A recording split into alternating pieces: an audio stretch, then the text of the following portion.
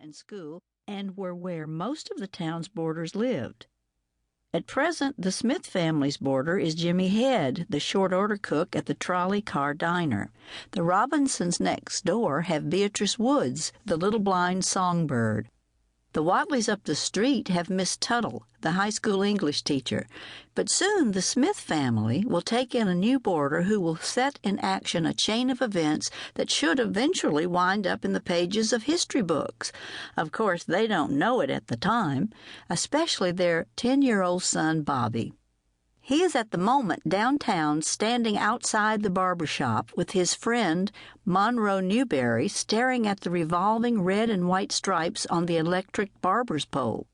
The game is to stare at it until they are cross-eyed, which seemed to them to be some sort of grand achievement. As far as amusements go, it is on a par with holding your breath until you pass out or dropping from a rope into the freezing swimming hole outside of town named the Blue Devil. So cold that even on a hot day, when you hit the water, the first shock jolts you to your eyeballs, stops your heart, and makes you see stars before your eyes. By the time you come out, your body is so numb you can't feel where your legs are and your lips have turned blue, hence the name. But boys, being the insane creatures they are, cannot wait to come crawling out covered with goosebumps and do it all over again. These were some of the activities that thrilled Bobby to the core. But for Bobby, life itself was exciting. And really, at that time and that place, what red-blooded American boy would not wake up every morning just jumping for joy and ready to go? He was living smack dab in the middle of the greatest country in the world. Some said the greatest country that ever was or ever would be. We had just beaten the Germans and the Japanese in a fair fight. We had saved Europe, and everyone liked us that year, even the French. Our girls were the prettiest, our boys were the handsomest, our soldiers the bravest, and our flag the most beautiful. That year, Bobby felt sorry for anyone who was not lucky enough to have been born in America. After all, we had invented everything in the world that really mattered. Hot dogs, hamburgers, roller coasters, roller skates, ice cream cones, electricity, milkshakes, the jitterbug, baseball, football, basketball, barbecue, cat pistols, hot fudge sundaes, banana splits. We had Coca-Cola, chocolate-covered peanuts, jute boxes, Oxydol ivory snow, oleomargarine, and the atomic bomb.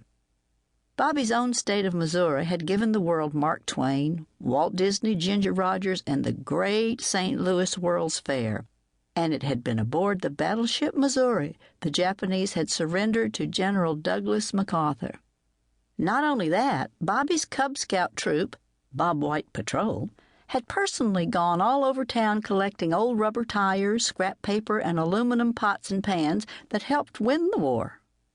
And if that wasn't enough to make a boy proud, the President of the entire United States, Mr. Harry S. Truman, was a true blue, dyed-in-the-wool Missourian, and St. Louis had just won the World Series.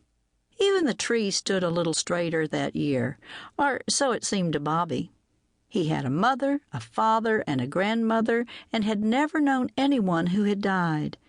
He and his best friend Monroe were now official blood brothers, an act so solemn that neither one spoke on the way home. His big sister, Anna Lee, was a pretty blue-eyed blonde girl and was quite popular with all the older boys, who would sometimes hang around the house and play catch or throw the football with him.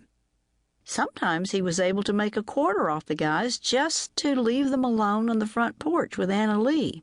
And in 1946, a quarter meant popcorn, candy, a movie, a cartoon, and a cereal, plus a trip to the projection booth to visit Snooky, who read Mickey Spillane books.